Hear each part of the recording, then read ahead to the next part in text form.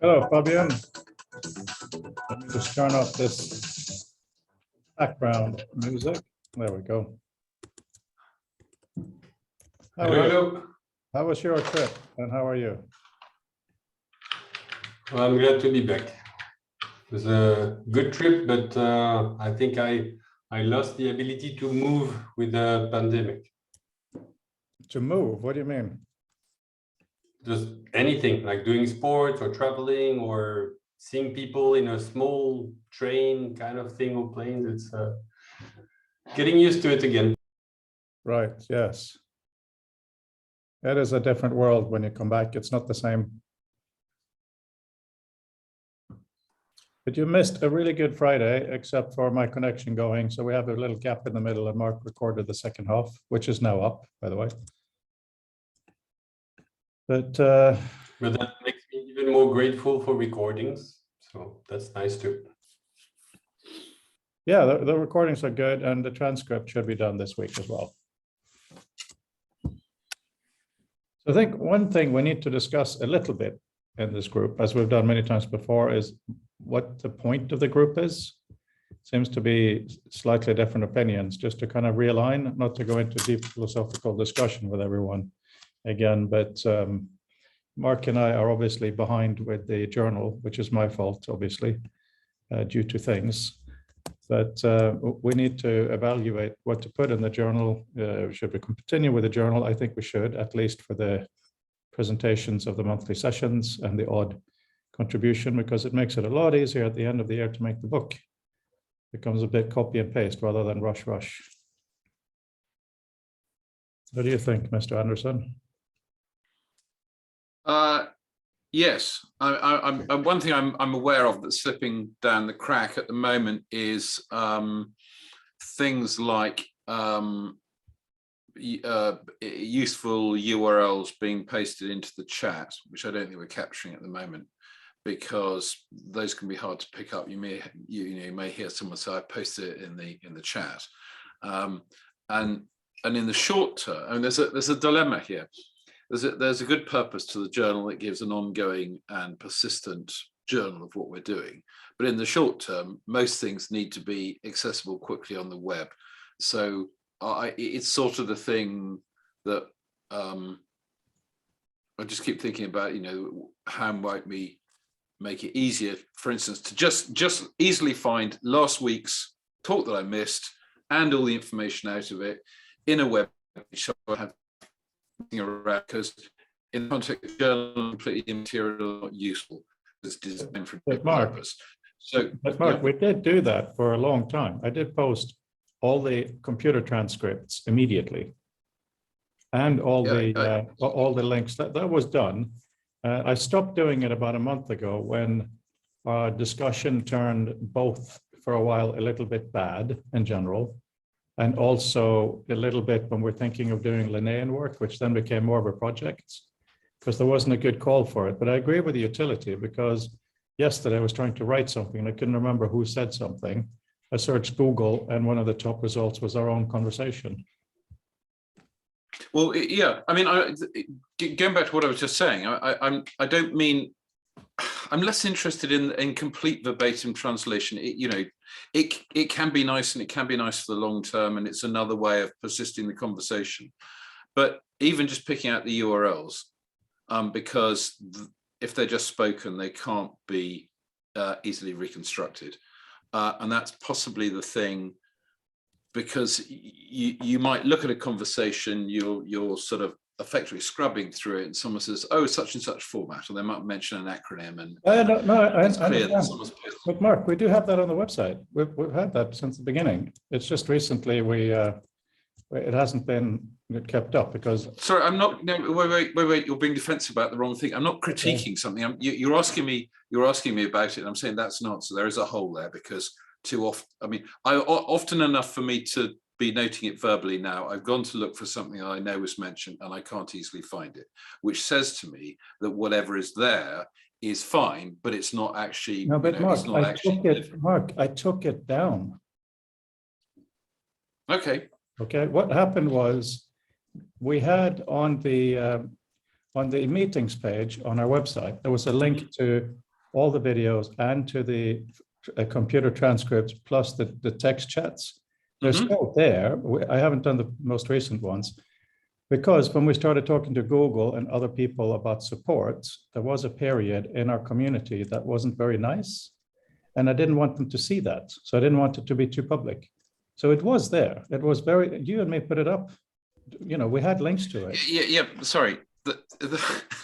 We're having this conversation where one person's saying, I don't recognize the problem you're having because I don't have it. I'm just saying to you, I'm not saying it as I'm saying. Wait, don't be so defensive. I'm just saying that, so these aren't sins of commission, but the point is that I'm reminded by trying to find something that, trying to answer your question honestly, that Mark, you've said this twice, but I'm saying we had all the logs up. I took them down, so you can't find them, but it's on purpose. Okay, well then, but it's okay. But then my answer still stands that we're losing stuff. We're losing stuff we should have. I won't go around the boy on that again. No, that is the answer to the question anyway. We can discuss putting it back and going through that, because it takes quite a lot of time to do all the linking and stuff. Hang on, for the sake of our discussion, hang on 1 second here.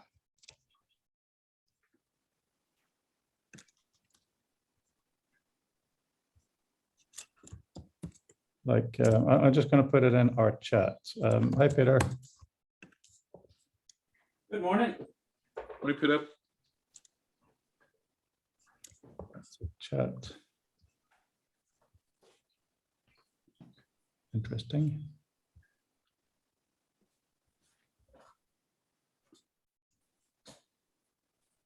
Okay, I'll have some tea in me in a couple of minutes, then I'll be functional.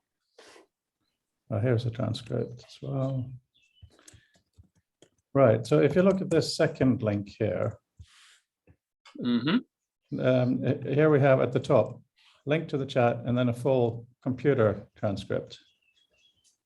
Yeah, but that's a different thing. What I'm trying to get at is that the transcripts are lovely, and I'm aware they're a lot of work because I know I've helped you work on some. So I'm not suggesting that. What's actually probably more useful, if there's only so much effort to be done, I'd recover the URLs from the chat log Yeah, but they're right there. But Before they are right there. Click on that page and have a look at the top. It says chat. And there's a link to the chat log there, so that if you're looking at one, you can go to it. And then when you're on the chat log, there's a link back to the video and the transcript. yeah, that's okay. I mean, okay, let me restate what I mean. Rather than have to wade through the chat log and find it, what would be useful is probably from most chats, there may be probably 5, 10, if that, useful URLs. What would be useful is to pull those out. Find that it's absolutely fine they're in the chat, and if people want to dig that far into it, but it's more just being able to know that that's there. These URLs came out of that session, which is a far more concise and more discoverable, friendly way of doing it. Otherwise, a lot of work and especially a lot of your work has gone into making these nice readable logs and transcripts, which are super, but they're time consuming to read, they're time consuming to make, and they're time consuming to read. When Mark, actually the question that we're trying to answer is, oh right, in the early part of that, someone mentioned a format called XYZ, and they posted a URL. And if there are 4 or 5 URLs, the worst case you open 4 or 5 of them, and now you'll do that more quickly than you will reading through the chat log. Yeah, but to look at these URLs without the context around them makes it very difficult to find out what they are. So I don't think we can just. Well, that's not the question. That's not the problem I was suggesting we're trying to answer in that context. So that's answering a different question. Okay, but if you have a list of URLs from a session and it's only the URLs, is that what you think would be useful for the case you're talking about?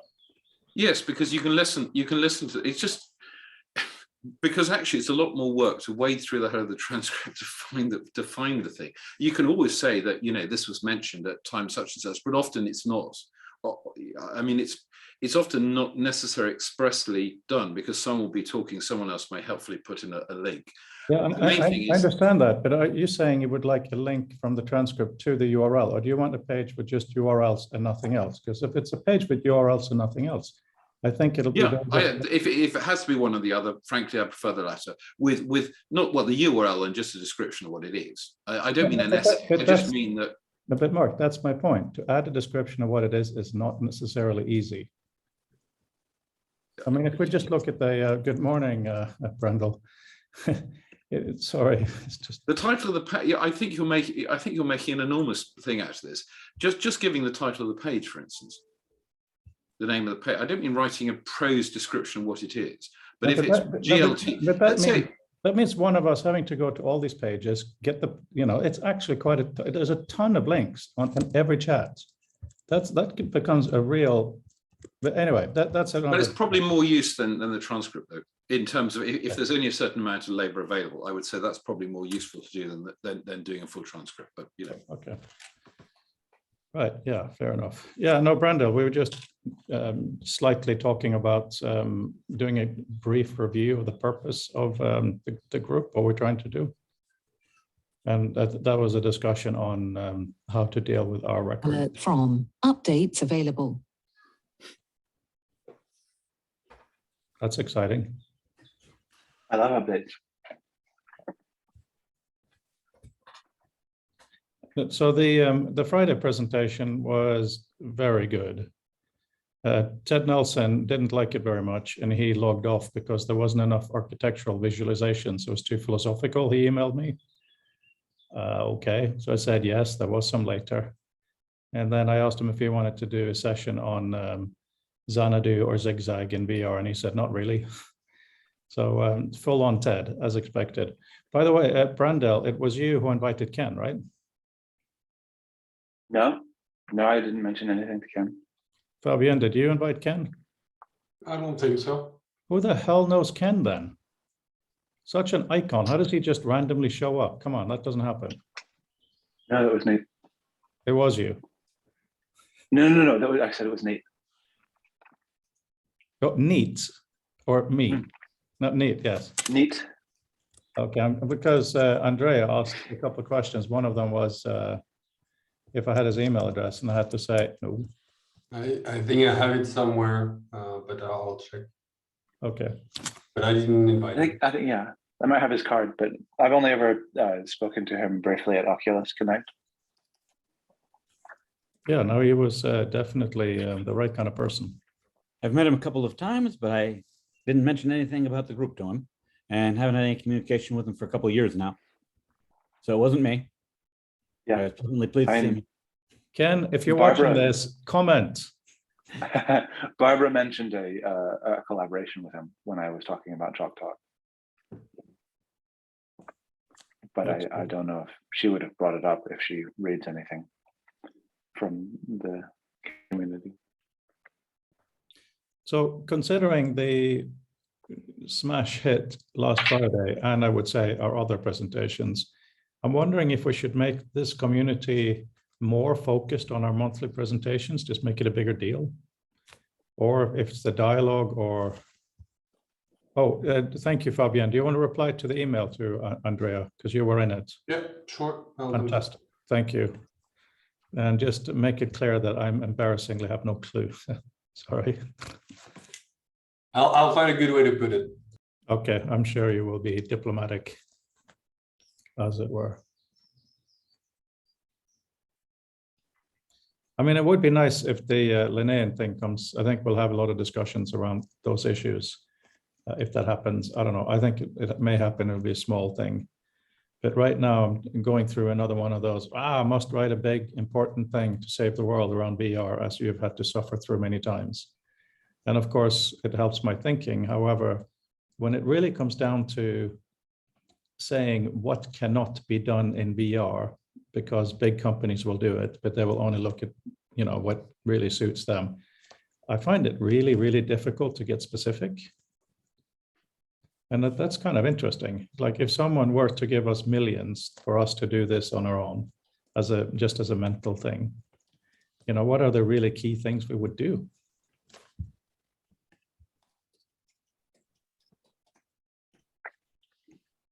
I agree. And that's part of why I think that the medium is challenging, is because we have so few pieces of the foundational thinking to draw on for how it is we understand things in space, when space can be programmable, and it's, I think, inadequate to sort of characterize it as virtual reality when what's on the table, what there is an opportunity for is manipulable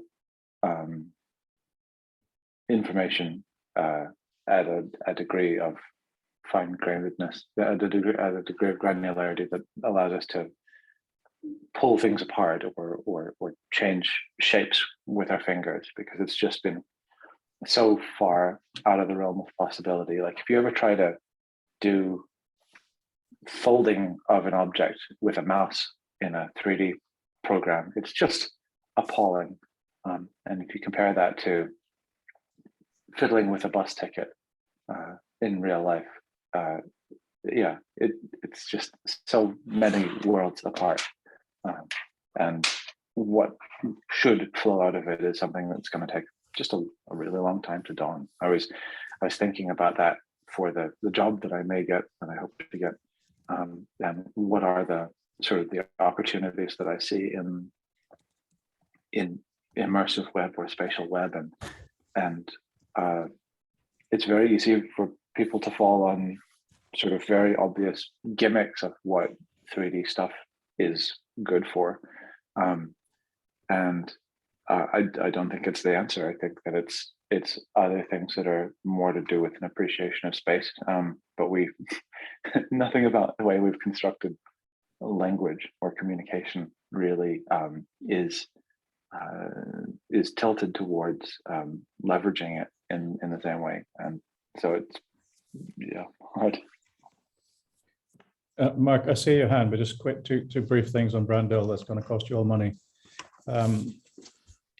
This is a really, really good book. I think you should all get it. Not because you would necessarily want to read the weather, but you know, the beginning argument is basically meteorologists don't talk about the weather, they talk about climate. And when we say, will it rain outside my house? And they will say, no, that's a microclimate. But then he goes into how you can read different environments, what it actually means. that's the kind of stuff that's great to read about in the world, but how can we put that kind of cues into virtual environments? And then this one, this guy was on Radio 4 last week. And he's saying that language is really, really important. But when you do put things into language, you leave out a lot, which of course we agree with. I just thought in terms of the representation means, they were talking about, just really final point. Did I mention the study of what happened when people saw a bank robbery? No, okay, it would have been within a week. It's a very interesting point. Half the group, they were shown a video, clearly, the person was clearly identified, nothing hidden or anything like that. Then they asked half the group to write down a description of the perpetrator. The other half they didn't say anything to. A time later, they came to ask them out of a, different people to choose who it was. The ones who wrote down the description did by far the worst. And the reason is when writing down, you categorize, so you throw away a lot of data. So it's very lossy compression, so to speak, which I found it made complete sense, but it was completely interesting in terms of text and language is important, but it is also very specifically reduced. Okay, Mark, thanks for your patience. That's all right. I mean, the point I was going to raise, so I'm happy if you want to go back, if anyone wants to go back on what Fraser just said. I was just thinking, I mean, I really enjoyed Friday. It took a while to get going, but it sort of definitely picked up towards the end. The bit that wasn't really time to dive into at the end, but I wanted to unpick, and perhaps Brandon or Fabian can explain this better to me, is when we talk about embodying oneself as a room, what really that sort of means. Because I want to get hold of the description that I could then talk to someone who knows even less about VR than I do in terms of explaining this, because I thought it was really interesting. I got to the point about, in a sense, embodying the sort of like jokey thing about embodying an octopus, but in other words, basically having having physical affordances we don't have via simulation. So for instance, having more hands, and I really like the sort of neuroplasticity sort of teaser there. I think that's really interesting, and it doesn't surprise me at all if you go back to the homunculus thing. But this thing about embodying a room, does anyone have an idea? But so can someone unpack that a bit for me?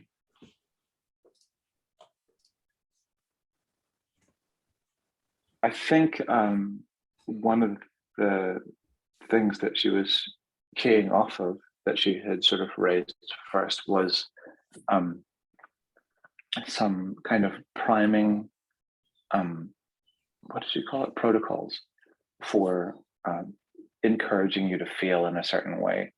And so it's similar to the mirror hand. So, the mirror hand trick with the, so if you do that and then don't break it by stabbing somebody, if you maintain those things, then I suspect that means that you can have kind of a more enduring appreciation of your extremities or your poses being in a certain way, such that if you see stimulus related to something happening in the room, then you can kind of construct a story of why it is you feel what you feel as a consequence of what you see. And it's very similar to, I was listening to, there's a journalist, Noni de la Peña, and she recently won the Peabody Award for her body of VR-based and 360-based journalism.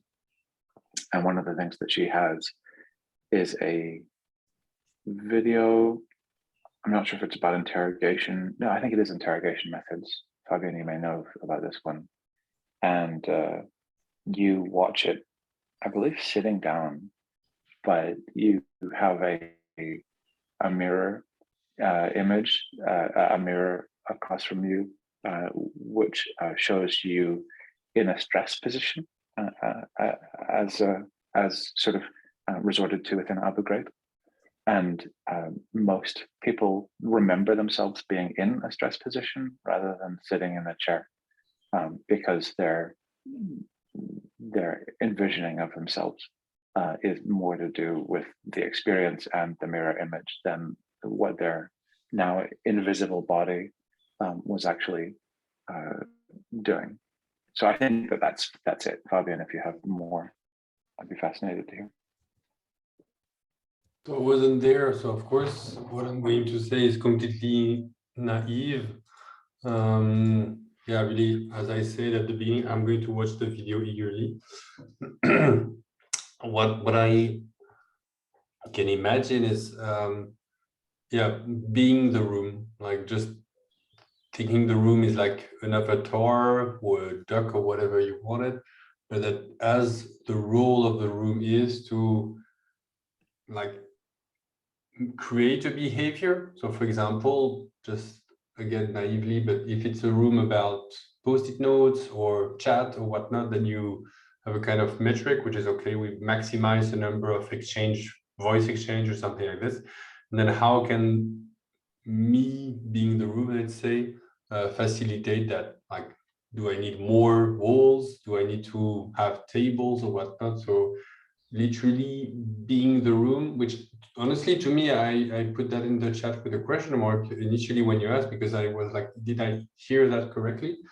But I can imagine, let's say as an architect, that you have an ability to, or the same way maybe as somebody who makes furnitures, maybe you can embody a chair and see how people would sit on you, I guess, and use it properly, and yeah, to not just it's an object that is there, but through its function you can start to, yeah, why not? You can be a bat, you can be whatever you want. Why not be a room? And then why not have a shape, a behavior that enable whatever you want to conduct? So that would be my, again, naive interpretation of it.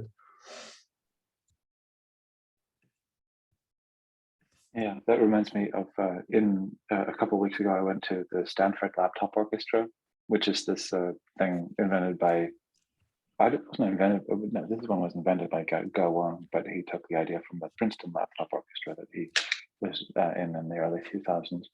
And they make multi-dimensional electronic instruments where they have a small salad bowl with a bunch of speaker drivers in it, so that the audio is sourced from around them, so that they can hear it and feel it and experience different things depending on where they are. But they control, for the most part, all of their instruments with these things called game tracks. They're just a very cheap way of being able to have 2x 3 degree of freedom of having XYZ position of their fingers. I've been to it before in their last presentation in 2019. And they had a piece that was an excerpt from an opera where they attached a number of the game track strings to a rope that sort of a Greek chorus was all standing around as they were pulling it and doing things.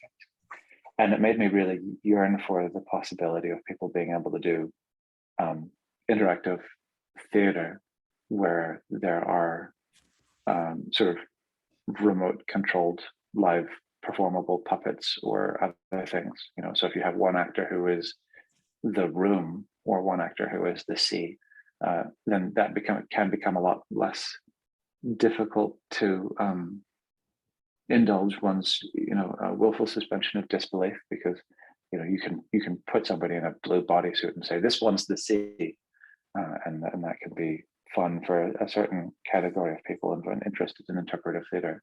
But if you can actually make them have the scale and impact of being in the entire ocean, then that, I think, becomes a much more interesting proposition.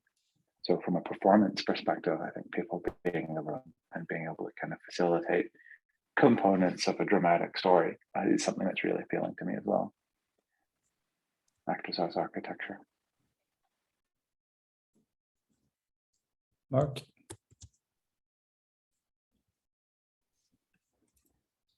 Mark, are you there?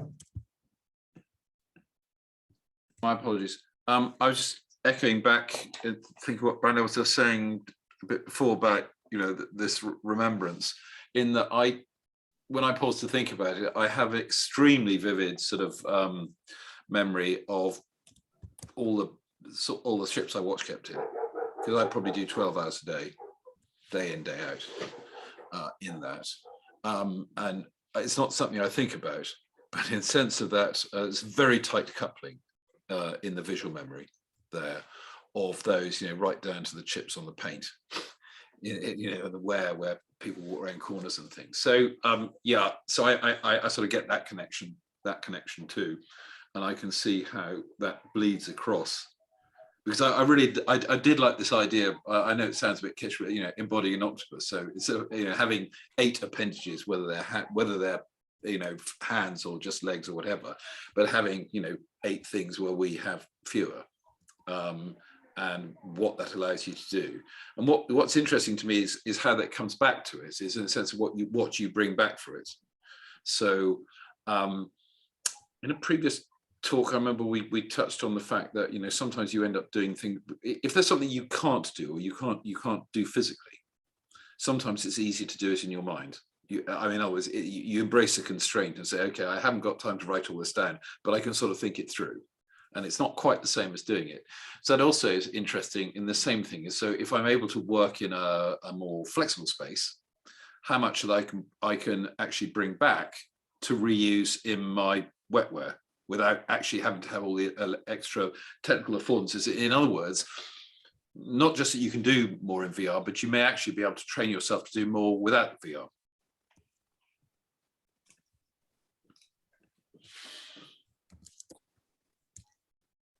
Yeah, Peter. That's an interesting observation. When I was a little kid, I watched so many episodes of the original Star Trek that in my head, I could generate the whole 3D layout of the bridge and visualize myself at any point on a set. So there wasn't any VR tech back then, but our brains already had the ability to fuse a whole bunch of images together to generate 3-dimensional spatial models. So we do have innate capability there that hasn't really been tapped. Yeah, absolutely. I mean, there are very interesting opportunities here. I take the example of the octopus as being a really bad example, and I look forward to an opportunity to talk to Andre about this, especially reading Metazoa and Other Minds. The story about octopus. I can see that provocatively it's a good example, but being something like an Arctic fox or a bat or something, it doesn't take that long when you're lying in the right kind of VR position to be there. I remember SIGGRAPH many years ago, they could even do this. That's all very, very useful. So I think it's very interesting to go into that different embodying things, but also to go from the other direction where you sit down, put on a headset, and you're in a room almost identical to the one you're in. What can you do piece by piece to make it more useful, what you work on?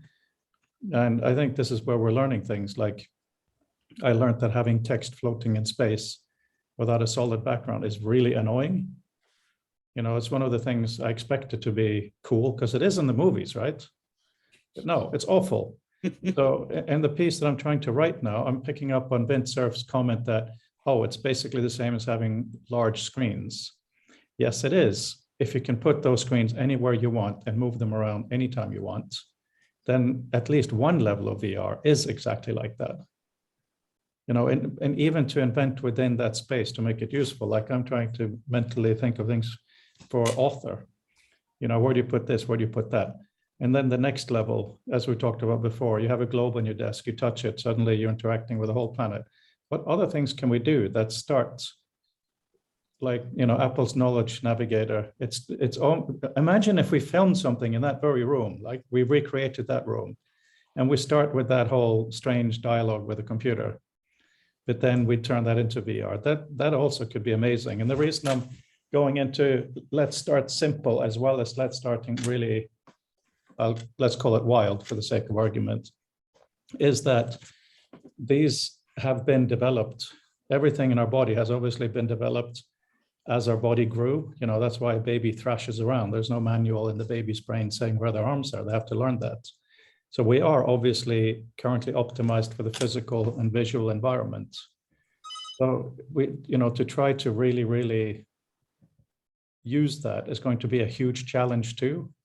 And then the Brandel level of going beyond that is, I think, imagination-wise at this point, insanely difficult.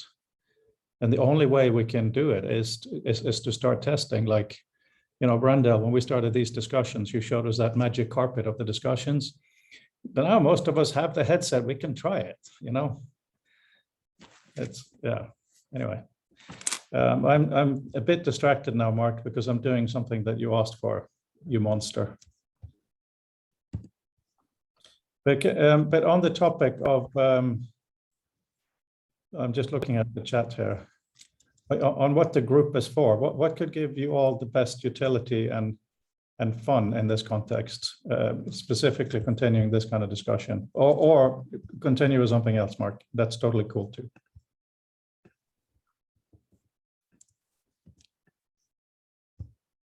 Mark, are you ready?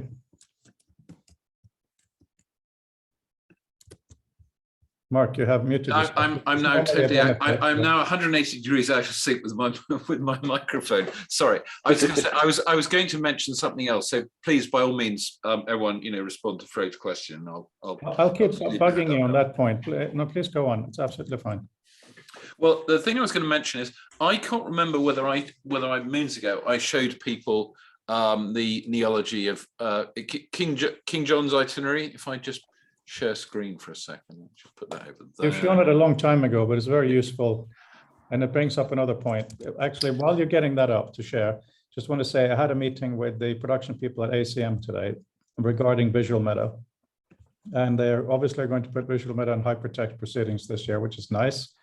I told them now is a really important and good time to do visual meta because of VR, because all those cool things we want to do in VR, the data has to be there. And the thing that, I know it's obvious to you guys, I'm just saying that, you know, I mentioned it to them today. And so the really cool thing that Mark's going to go through now has to have the metadata. Anyway. So this thing was done moons ago, and this is, I think this is actually using a very early Google API, and the trouble is you can't even reuse the code directly because A, it's moved on, and B, they want to charge you even to do this much now. But I came back to it thinking we were talking about sort of embodiment of things and inhabiting the space. And so this is very 2D. This is using a thing called simile timeline that still exists. It was done, it's still up on the MIT labs, and I can stick a link in the sidebar later to that. And I said the right-hand bit here is Google Maps. And what this is basically showing you is King John of England basically never stayed more than a couple of days in the same place in his entire reign. They know this because the court rolls say at such a, you know, there's what had happened that day, or he'd grant someone some land or something, and it would say where it was. And so that's why there's this very rich thing. And somebody has gone through all this data and pulled it together and made this rather wonderful thing. And there you can find out more information about it. So there's further metadata nested into this. But I was actually thinking about, I was thinking about Freud mentioning sometimes, you know, when you're considering a geographically related task, effectively being able to see the space that you're dealing with. So instead of, you know, little box with England and France there, you might actually have a more sort of intimate relationship with the terrain. You know, I mean, what you can mainly tell, apart from the fact that if you know the lie of the land, you can guess from the shape of the coastline which countries they are. Effectively, the green bits are land and the blue bits are the water, and the red pin moves around a lot along roads that don't exist necessarily on the map. Whereas being able to sort of almost fly through the countryside, you know, I happen to know that there's, you know, there's the River Loire that runs up here, but that could as easily be a massive mountain range. So every time you see them, you know, going north to south, they might be doing an absolutely massive task. And the point of showing this isn't particularly this information is more exciting than something else, but I just thought it might be another thing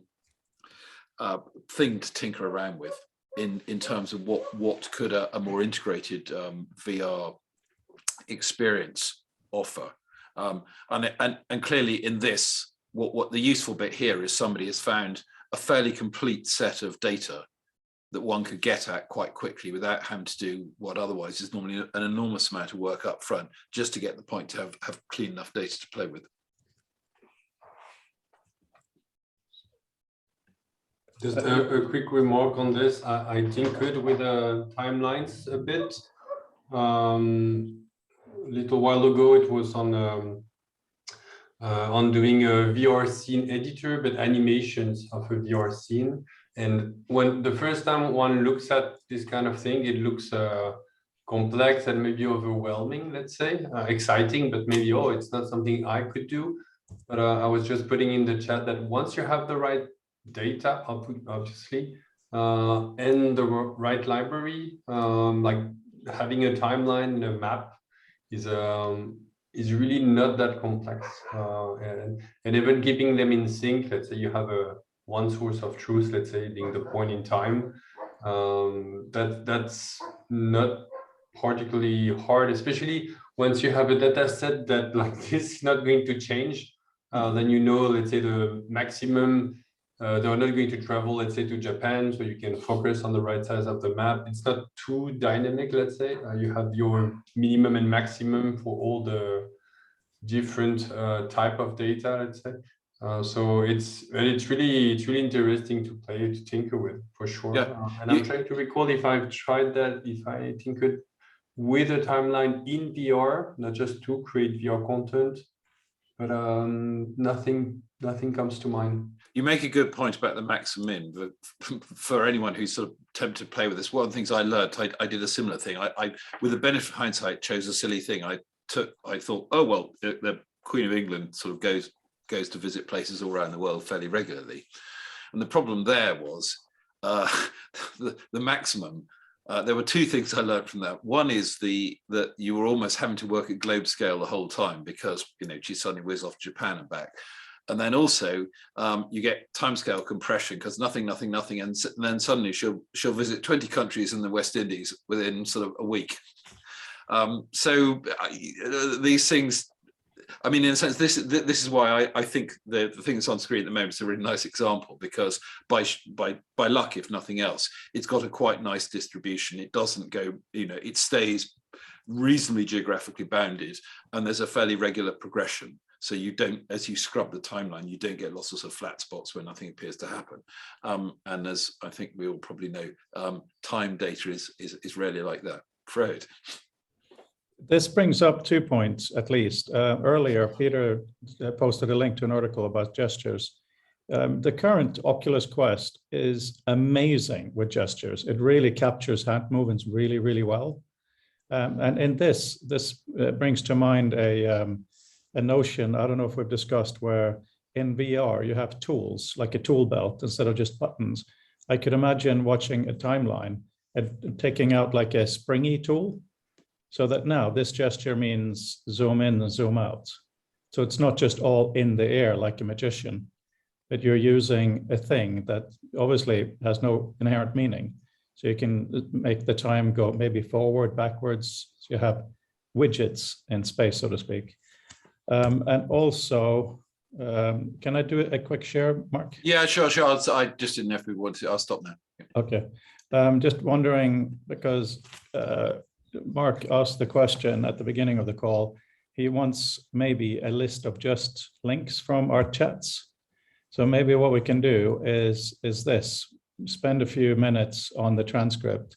So when there is a link that's bolded and there's breaks, so you can easily see where they are, because that keeps the context of why in the world would someone put a link to that here? Oh, okay, there it is. There's something to discuss. I'm wondering if there are any comments on that and on our record, so to speak. And then look, and then Peter puts all kinds of Cody stuff in here. That was a base 64 encoded piece of RTF content that he was asking for help being able to decipher. Yeah. So I don't know, should we spend the effort to do this, or should we do it in a different way, or does anyone have an opinion? Because there is a bit of... So one thing, I mean, I don't know how the easiest way to do it is, but you know, there's this concept of open graph description information, and most pages made by real professionals. So sometimes me, but not in the instance where I'm making stuff for you guys, fill out an open graph description and a thumbnail and other pieces of information, such as they tend to be used in things like Twitter card previews and Facebook card previews. It was a standard that was invented and established by Facebook, and for all of their other crimes, it's been a really valuable contribution to how to kind of annotate and describe what it is that you'll expect when you visit a link. So it may be possible to have some mechanism for extracting those OG images and components either on this page, have JavaScript code on this page that reaches into those places and then pulls out any OG information that exists, or something that acts as a batch process somewhere else in order to be able to pull that stuff and then render it as a static page after the fact. Yeah, I think that's interesting, but I also think this is interesting. These two examples here, where Sure. Peter and Brandel have actually properly described what the link is. We often don't do that because it is part of the voice going on. But if we try to have a, I don't know, well, that's not a proper link. Yeah, anyway. See, this is great. This shows what it is. Also, Peter, you mentioned in the chat Google Cardboard. No. That's striptease VR. You're missing the best bits. I agree. I was going to comment too, and this is it's not really it is a step, but not necessarily in the right direction. Yeah. So it would be much better if we get you a headset. So, I've got one and sent it to Vint. He still hasn't been able to use it. Right this month, he says it's just completely busy with things. He has hardly any time to even reply to emails, which he's usually fast with. And so, Peter, you're doing good and interesting work. And maybe if you do some work within this, we'll just send you one. But I need your address, If you don't want to have anything to do with Facebook, there are if you can get a hold of or make use of a Windows machine, then there's a number of reasonable Windows mixed reality headsets as well, at a range of prices. That they don't have hand tracking, but they do have 6-degree of freedom controllers, and they do inside-out tracking, such that you can kind of get around. I'm not sure what the best ones are at this point, because I've been using Quest and Vario and Vive, which are sort of at a certain price point, but there are other ways into real VR, and definitely like the Windows mixed reality systems are not, privacy invasive in terms of what the makers are sending or anything like that. Obviously, experiences still have the ability to send data like your head movement and things like that. Also, quite likely your interpupillar distance. But for the most part, the people who are putting VR experiences out on the web are not so calculating as to recognize that value, that information could be compromising and consequently valuable. Certainly, I'm not sending anything anyone's way. I'm really looking forward to seeing Apple's offering. I just want to hold off until that comes out. I have a feeling it's going to be so far beyond what's currently on the table, it'll be worth holding out for. But that's the problem from a research perspective, because when that comes out, it's almost game over. Then I know that most likely it'll be a more expensive thing and there'll be consumer, later down the line and all of that stuff. But I think that even now we're seeing a lot of things standardized in VR. So on the Quests, you have to do, 2 fingers like this to get a certain menu. There's a lot of things like that, which is obviously useful, like click and double click, on a traditional thing. But in order to really think into the future, we need to live it. Yes, Fabian. And thinking of the future is also a good way to put it, in the sense that there was an article published I don't know, yesterday or a few days ago on social VR, and basically I'm giving a very short summary, but it's you get most of it with a bit of experience. You get more immersed, you get more. I'll put the link in the chat, but you get.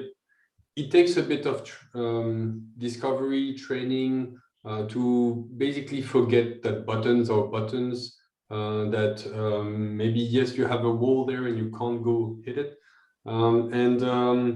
yeah, there is a bit of a learning curve.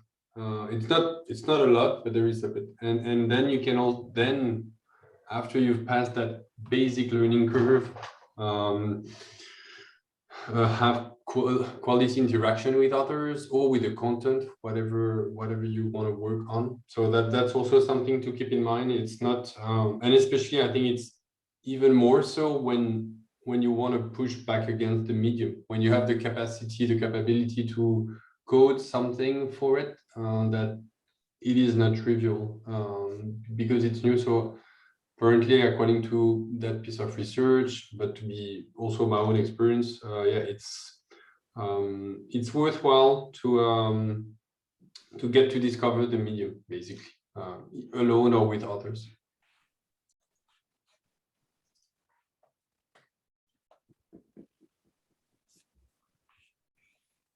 Mark.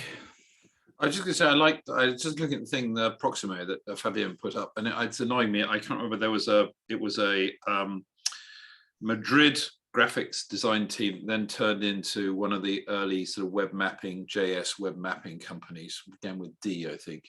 But they had something that I'm misremembering as being itinerary.js that was something very similar, and probably I wouldn't be at all surprised if Proximo essentially has taken that and polished it up really nicely. But it was a way of effectively, quite simply, for people being able to tell a geography-based and temporally-based story. So in other words, the idea is, I think the example they would use is, somebody's holiday trip, but you could see where they've been and travel around. So it's an interesting idea. I also noticed Fred had mentioned something about maybe the next is future text, saying future text in 3D. My only observation on that is that for a lot of people, that means 3D text, like those awful spinning things you used to get in the 1990s, and GeoCities. And of course, we're thinking of it in a slightly different element of 3D.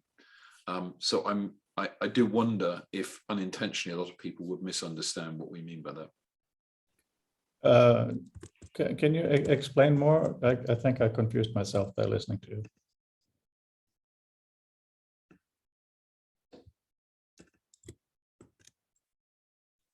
Oh, you muted yourself. Pressed the wrong button. I meant to lower my hand, sorry. Right, start again. In the FTL Twitter stream, you've written maybe that volume 3 should be called The Future of Text with 3D as a subtitle. And I'm just wondering, I sort of do find if I, along the way, I've been mentioning to people some of the stuff I do, and a lot of them, where their mind goes immediately is literally beveled sort of 3D logos in space, such as, fill the web in the late 1990s. Because, few people are practically experiencing VR. Obviously, see lots of CGI and stuff in films and things, but that's not necessarily obvious to them as being this sort of VR. So just a passing thought. It's not to say I mean it's a bad idea, but I just think there's a danger of people misconstruing what it's about. I think that's fair enough.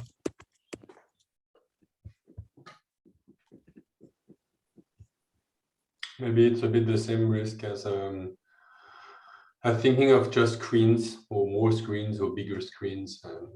Yeah, it is that, but it's so much more just the manipulation aspect being there. So yeah, it's not just 3D. Yeah, it's absolutely not just 3D.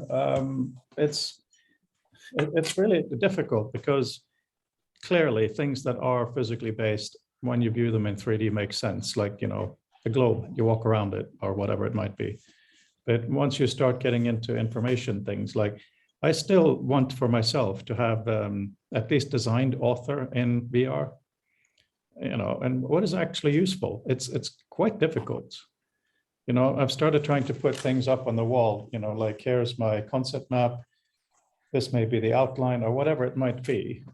And actually finding what is useful is a huge challenge.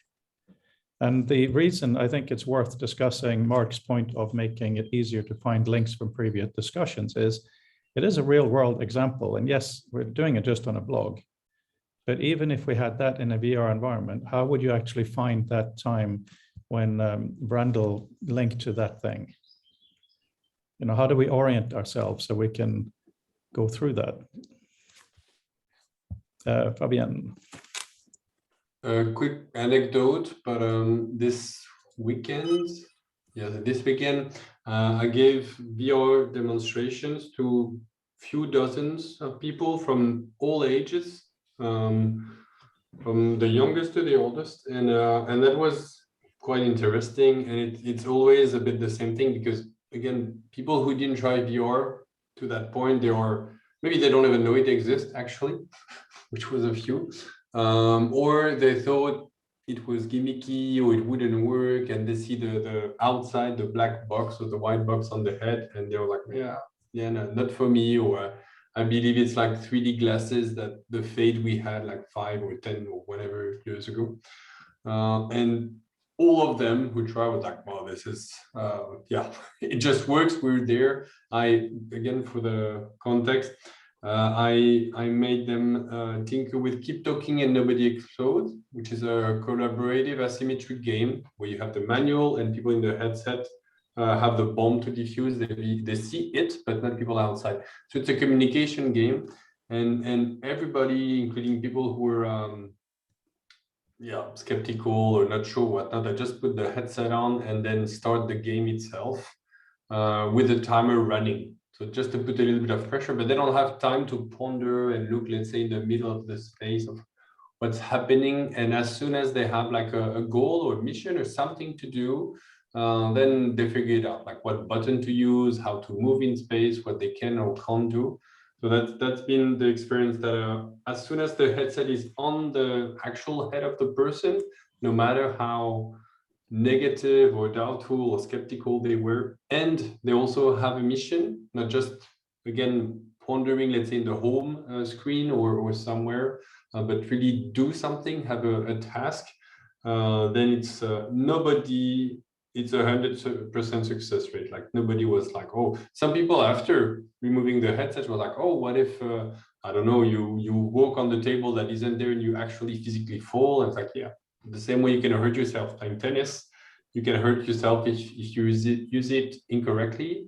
But nobody was like, oh, that's useless or pointless, or everybody started to think where this would be going. So the ability of putting the actual headset on with a goal, that really works. Otherwise, the theory is not that useful. I completely agree with you, but when I went to see the ladies at the Linnean Society last week, I did take them into the room where they had the huge slip in front of them. They were just not that interested. I think it has something to do with identity as well. They don't see themselves as being technologically interested. They could see that this would be very good PR for them. But, when there was a big enough room, they could actually walk around safely. But one of them felt a little bit queasy, even though it wasn't joystick movement, it was physical movement. But I think maybe it was also the headset, the glasses were maybe not correct and was not completely, there could be many issues, but I was surprised that it wasn't a case of, oh, okay, I can see what it is, there's opportunity. There really wasn't.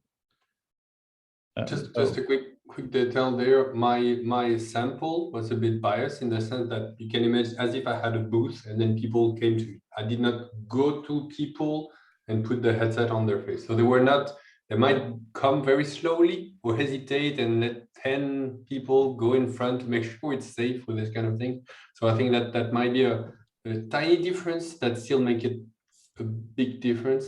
But yeah, it can be also very simple things that they don't adjust the glasses right, or they assume the mistake is there and they're queasy because they heard somewhere somebody said, oh, I get sick trying VR. And of course they had like a shitty roller coaster with 20 FPS, and yeah, of course they get sick. So yeah, it takes a bit of time, but even if you try your best, if the person is already like, as you say, they might imagine themselves as not being tech savvy or something like this. It's yeah, it's quite a challenge that way. Interesting. Mark. Yeah, I was just thinking your point about, people sounded maybe not being very excited when you did the demo and anything. I can see that because a lot of people, I think, because a lot of it, their closest reference probably is something cinematic. And if it's not really, really sort of mind-blowing, then it's sort of because a lot of people, I mean, I know this from my experience of sort of going in to teach people about using software, is that the number of people who have any interest at all in learning for themselves rather than being told which buttons to push is remarkably low. And that's just something we have to live with. And that's not an indictment to the people as such. It's just that this doesn't fascinate them. So in other words, if we show somebody something that's a sketch of what might be, what they probably see is it's a sketch. They don't see what it might be. So part of the challenge is to do that. And to go back to your earlier question about, what we might be doing, I think the other thing is the danger, one slight danger in looking about what might be is actually forgetting the nearer ground of just something that's tractable, something that is doable now in the current thing that is difficult in current space. And I don't mean that in terms of making, a copy of Immersed or something, but it's giving people a sort of common that there is actually something here usable today. And yes, you can complain about the focal length of the glasses, or you can say it makes your head hot, or you can find all sorts of reasons to get, to not feel excited by the tech or how, the physical affordances of the tech. But nonetheless, I think one thing we might just look back on is, for instance, even of the sort of the look at all the demos that we have sort of listed and pulled together, whether those have a promise of something that could be just polished up into something a bit more accessible, where people are less minded to say, oh, it all looks a bit clunky, or, why does this hand not go all the way off the screen or something, which when we look at it, we understand that, well, even if we don't understand the fully why, we understand that effectively it's a constraint in the context of it being done, and we don't need to worry about it. But I don't think that's where a lot of people come from when they look at these demos. Fabian. I'm wondering if literally using something like Keep Talking and Nobody Explodes could be a good idea, in the sense that we need to see, I mean, if we chat with someone who never tried VR, it's like, where is the gap? Do they, maybe they think it doesn't work with glasses or something like this? Maybe so it's let's say an imaginary technical limitation, which we know isn't there, or it's a gap of imagination. So they believe the technology is there, but they think the right tool is not there yet. And then it means, for example, showing a demo of the folding page is not going to help, but doing, let's say, the game would, or the other way around. I'm wondering how, because most of the demo we do, we see them as stepping stones for something further. We know that once we combine them, or once we use the right data set, then it just becomes combinatorial, like an explosion of possibilities, but they don't have that experience. Because also maybe they've, like most of us, been burned before with vaporware and people claiming, yeah, it's going to change everything. Actually, it doesn't. So I'm wondering how really literally using something like Keep Talking, Nobody Explode, maybe it's a bit controversial, let's say, but at least like, and there is a 5-minute version, so people can just get in, try to solve it, fails, have a good time. At worst, they have a good time. So maybe there is something a little bit more literate, let's say, that might evoke a bit more and not make it like too gimmicky.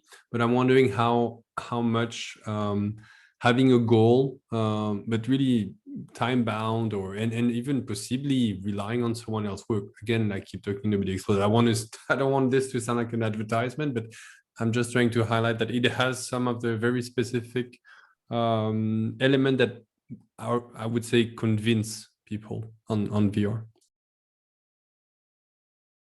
And including one that is a bit transparent and maybe that people miss is you don't have to get stuck in your head and in the headset. Like you can actually talk to other people, learn with other people and their experience.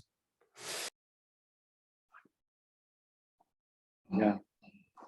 I'm not sure who else has read Valencin's book, Experience on Demand, but I'm wondering if any of his experiences are available, any Stanford VR downloadables, because his lab primarily focuses on.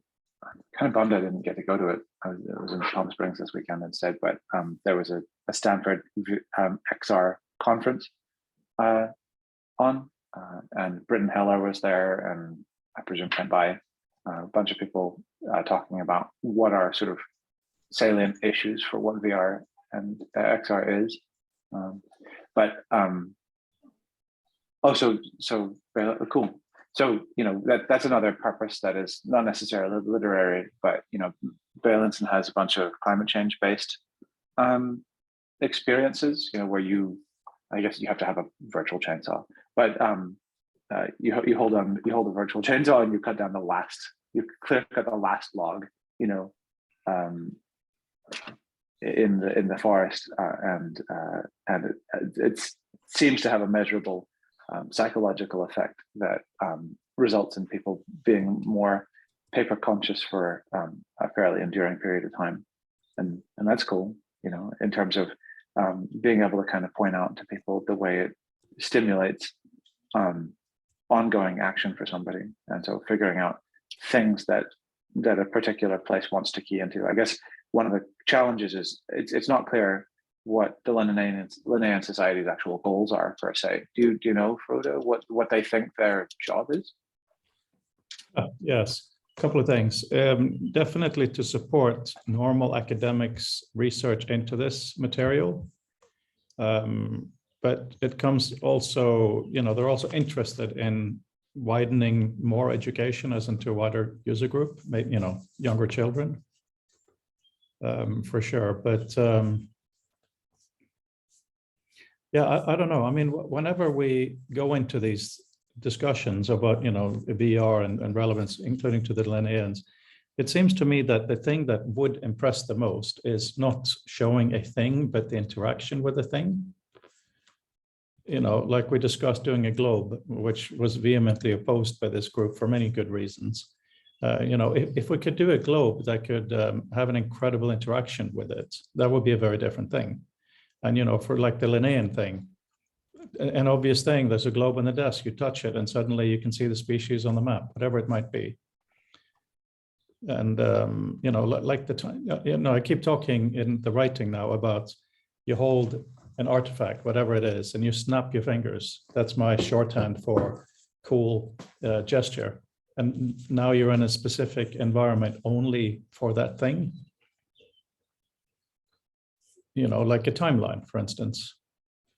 And timelines have huge issues, but yeah, that's what scares me, that it can't easily go from app to app.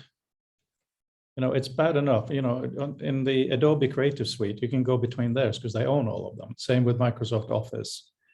And of course, on a Mac and Windows now, we do have copy and paste, which is much more powerful than it used to be. But if you are in one environment and you hold a specific artifact, you can't go to your own custom room to study flowers or whatever it might be, because the metadata wouldn't come across. And that is an issue everywhere. Mark. Just one thought. You're mentioning, you know, putting it in your room being supported, my room, you know, our room being portable.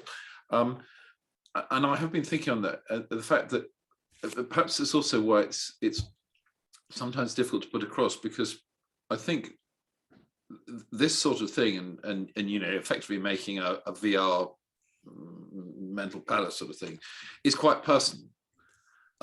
So there are two different things. There's me being able to take my beautiful mental palace and use it anywhere, and you being able to see my mental palace and wondering what on earth is this, this sort of weird view in somebody else's mind, because it won't necessarily hold the same associations. It doesn't, and that's not a pejorative, but it's an onboarding thing, because if I might show you something I beautifully created and I put an awful lot of effort into that allows me to see all sorts of things. And my hunch is a lot of other people, unless they were sort of researchers and who are more interested, they'd be excited by what's been done. A lot of people would say, that's not how I'd organize it. In the way that often when you show people a bit of, clever technology, they'll sort of look at it after a while and say, well, can we have it in, Arial, not Times Roman? They'll engage with the bit that they sort of understand but don't like.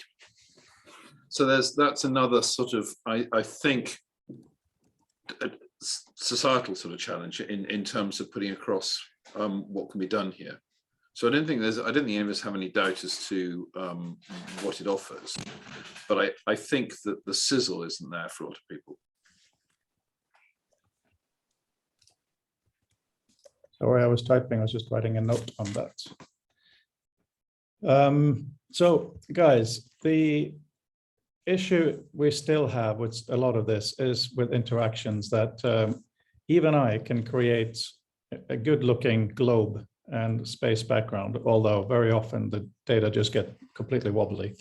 There is amazing globes available from libraries that I can just use. It's really, really cool. But what I cannot do is allow the darn user to move the globe, which strikes me as being a huge impediment to a lot of what we're talking about. They can neither move it nor scale it. To create something like that, I'm sure Fabian and Brendel both can do it in a few days. However, what about creating a system where it can be done? What level of effort, to make Spoke allow for that kind of stuff? That would be pretty huge, right? For anybody who can use Spoke to say this object is manipulable in these dimensions.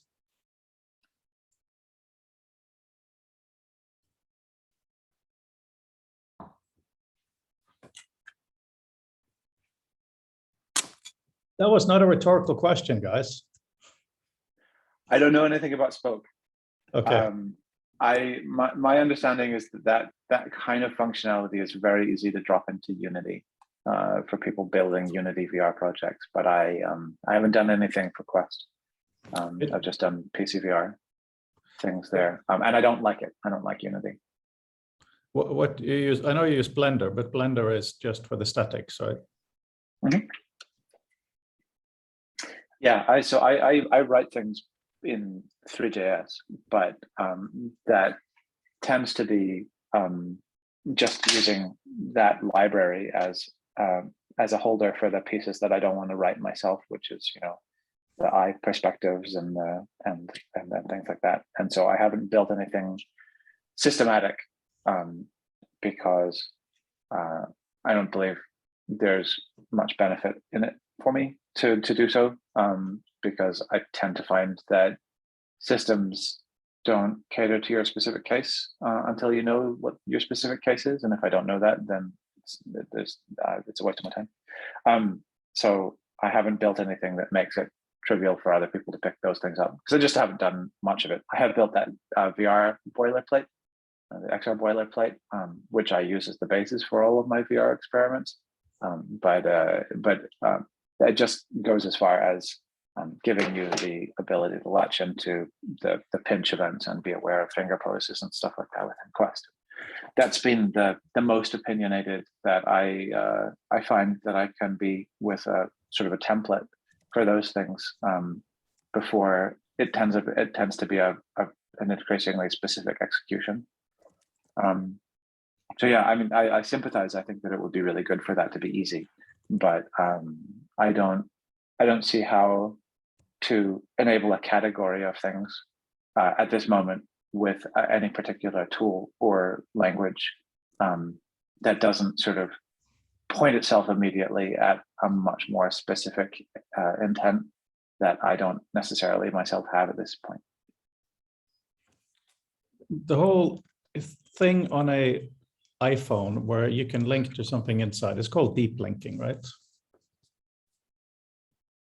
So what we need clearly is something similar for VR. Oh, yes, Fabian, you used a new thing. Oh, is that what you did? Awesome. Your icon thing. So let's say something as simple as you are in one environment and you choose a location, either just type in, select the word London, type the word London, or something more sophisticated, London, UK, whatever. And then you choose to search map. If you have it set up to use a specific type of software, you can have a deep linking for that in there as well, right? But it would probably have to go out via a browser or something. How would that currently work on Quest? Fabian. Well, I mean, it's I don't even know if there is deep linking on the Quest, so I'm not sure. What you can do is, let's say, remote control the Quest from the command line to start an application, including the browser, with a specific URL. So that's some kind of linking, but I'm not sure if any other application except the browser supports this. So I'm not sure. To go back to the more general point, I think making interactions like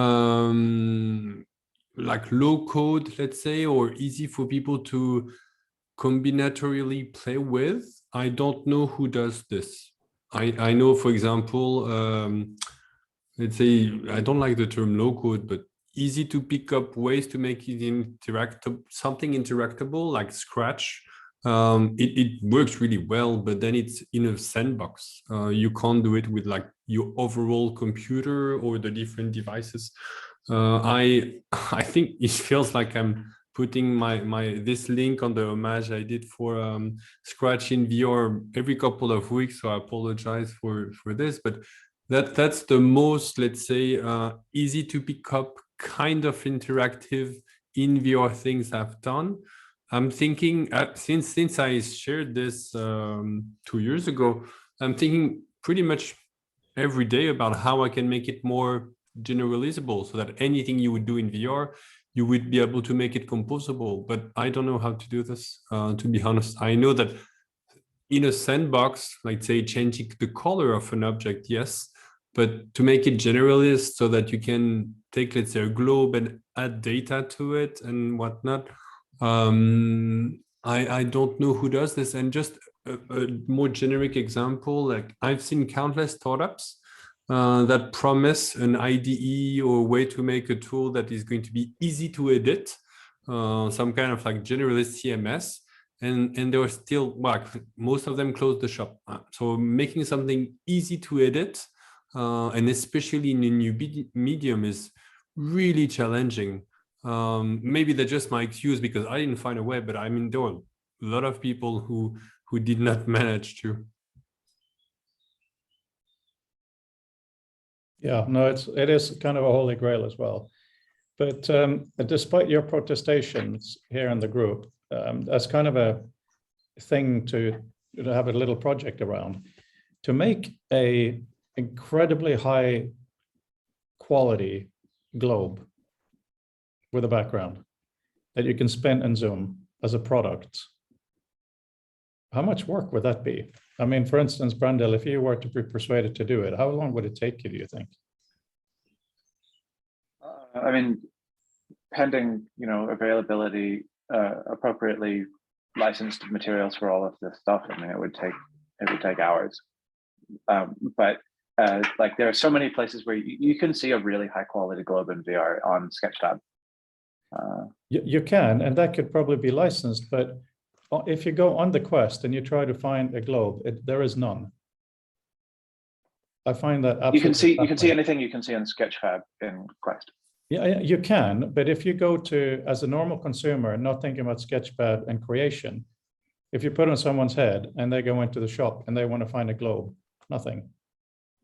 And it is one of those basic experiences. The problem I have with it is maybe the opposite problem you have, and that is, even when I used a fantastically good quality Sketchfab globe and I viewed it on the Quest, the rendering quality was really quite bad. It was almost cartoony. So I don't know if it's possible to, if it's packaged as an app, to up the quality, because I do believe I've seen better renders on the Quest. But I think even a simple app like that, if we built it, it could be the kind of really basic example we could just put out there. But also, do you guys know how to hire competent VR programmers who may not necessarily be cheap, but they don't take the piss, so to speak, as we say in the UK? I don't even know where to find them.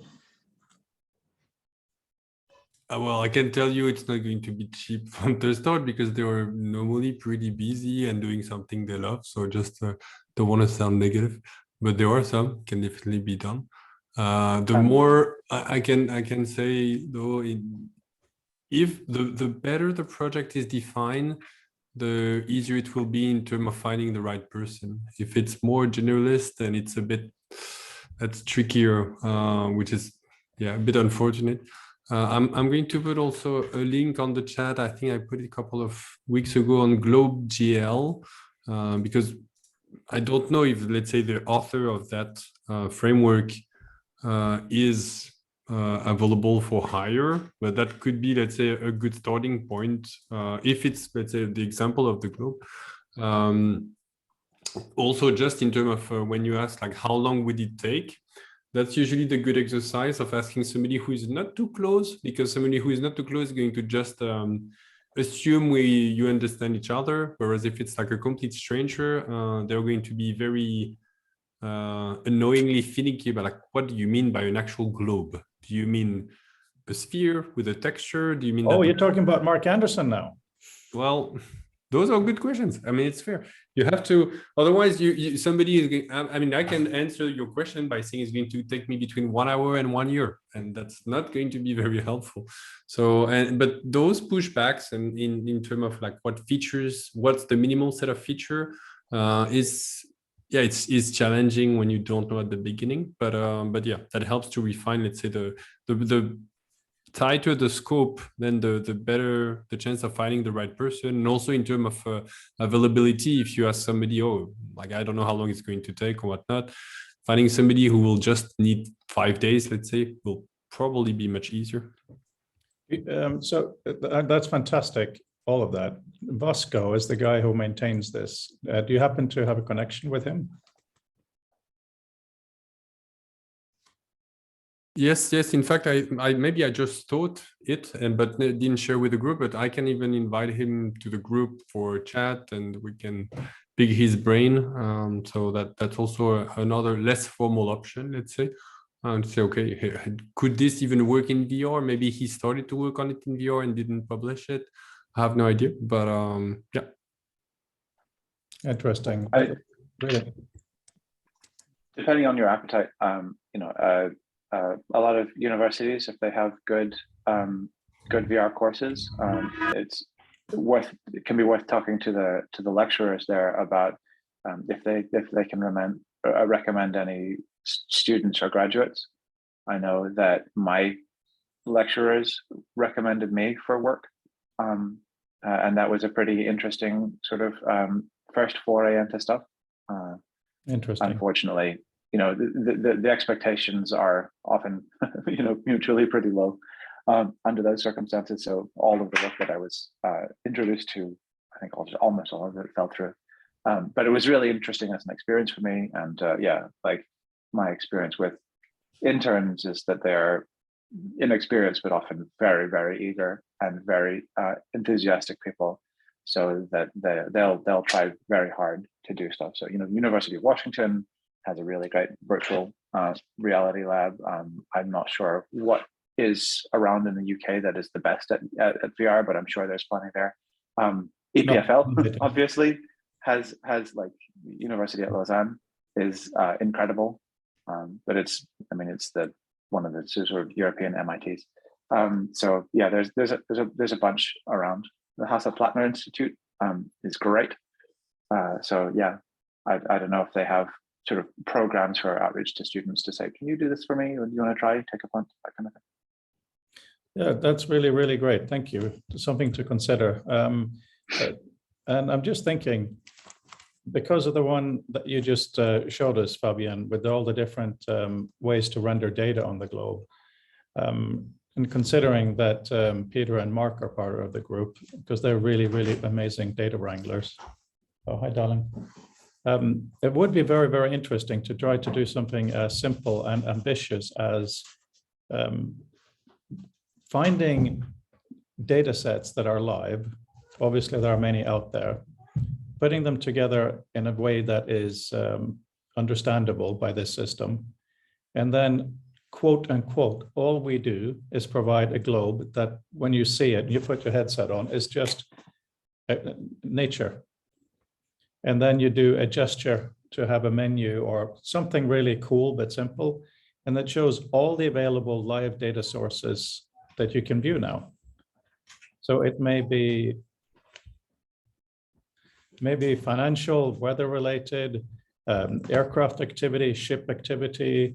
It could even be statistics about different people and countries. It really doesn't matter what, to just provide that as a thing that is always as live as the data says.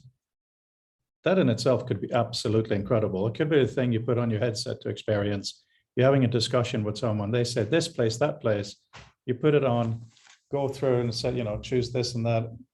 And actually, no, have a look. Look at this, and it becomes very real.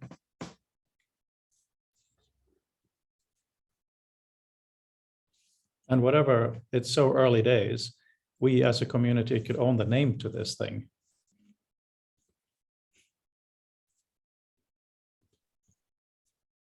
I do agree, but I would say that is essentially the remit and the goal of the immersive web experiences group within the WCC. I mean, it's as big as a consortium of all of the top commercial players and people interested in the medium to make it happen. But there is a big yes, but, and this is where I will toot my own incredibly tiny horn. And that is, I believe that what was Hyperwords and what became Liquid is better than almost anything else, because I never had a boss that I had to impress, and my boss never had another boss to impress. Like Yahoo, not Yahoo, Internet Explorer did later what I did. I'm not saying they copied me at all, but I'm saying because of the working in a big organization, it became really clunky. We doing something like this, where we work on the data, we work on the visualization, keep it so simple. We're never going to do like a Google Earth where you can zoom in to view a city. No, that's a completely different thing. Hopefully at some point we can provide links. You tap really hard on London, and it opens something. That's fine. But in and of itself, just having a globe, choosing what to see, and it's rendered in one of those things, incredibly useful. I don't think any company could do that because it's just too darn simple. So just way below the radar. Mark, sorry, you've been yellow-handed for a long time. This is all pertinent, and I mean, the only thing that I still worry about slightly is it's potentially easy to get too excited about the visuals. So we make a really sexy globe, but if you just put shite data over the top of it, so that Mark, just finding data that's sets. why it's good we have you. No. I mean, I'm trying to make a deliberate and not negative point, which is just that. I mean, I certainly wouldn't know where to start in terms of, you can find sets of data that have effectively have a global reach. Understanding the effectively the unknown or the unassumed transforms that actually have to happen to make that work, to sit on top of the beautiful globe, is is an interesting part. And one of the things I sort of have very much pegged in my mind that nearly all the best InfoVis you see is generally not that dynamic, and it's not that dynamic because it has to be massively retouched. So basically, you get it as far as you can in something dynamic, then you stop it, and then you go off into a drawing tool and you turn it into something that looks beautiful. And there's a lesson in there. So, which is why I sort of worry if we start down the line of saying let's make something that looks really fabulous, because what it unwittingly may cause one or causes may unwittingly cause us to place overemphasis on is the look and feel rather than the veracity of what we're doing. And yet, if at the same time our aim is to have something that people can use to visualize things for better understanding, we may actually be shooting ourselves in the foot. So in other words, there's as much difficulty in the data. I from experience, I don't think it is just as easy as just going and finding data sets. Mark, most data sets are really badly curated. I am not saying that at all. Okay.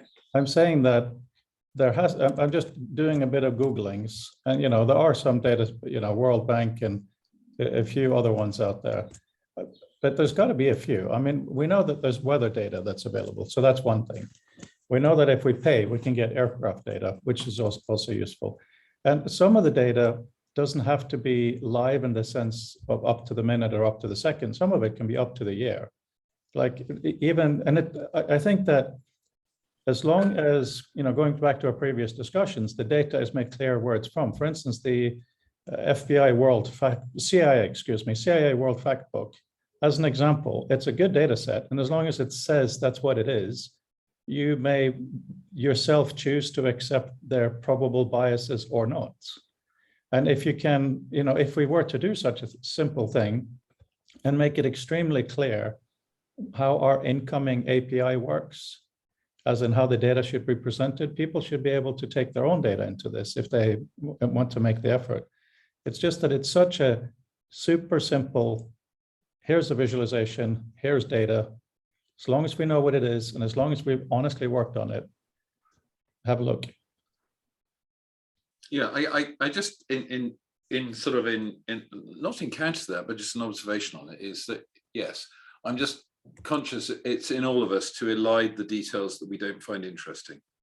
So they can't, we will always find something. So, well, that bit we don't really need to worry about because actually, basically, it's somebody else's job. Is what we do. We all tend to do, and it's an entirely natural thing. So I just pose that as a sort of consideration, which makes me think one of the things we might actually valuably do for the, for people as a whole, is to take another view of it and say, instead of saying, well, actually what we're trying to do is produce something really wonderful and sexy, we can say, let's actually expose some of the, let's effectively just gently show some of the challenges posed by doing this. Yeah, of course. I would say that's something that needs to go in the journal, explaining exactly the issues. But if you look at the link that I put up, from data.world, it's a link to data on global railways. Mm-hmm. Not exactly something that has to be up to the second. That's the kind of thing that could, people talk about all the railways in China. If we could, with the help of that mapping visualization that Fabian introduced to us, just going to look at it again, by Bosco. Wow, to be able to put those things together, that in itself would be incredibly useful. So in a sense, with my flowery language, it's like we're developing a spreadsheet for the world, because we're talking about, how many people use spreadsheet, which happens to be the world, that only world data would go on it. It's the simplest thing. Fabian, you both have a headset and a yellow hand up. What are you looking at? Yeah, nothing. It says out of battery, and I tried 2 headsets, no batteries, but it's okay. I'll briefly share my screen. let me know when you see it, please. Yes. So I don't remember if we touched on it. Yeah, there is voiceover. But I didn't try in VR, so I can't say for sure what interaction there is. But I don't know if some of you tried Flow VR. Let me mute it because can't talk on top of it.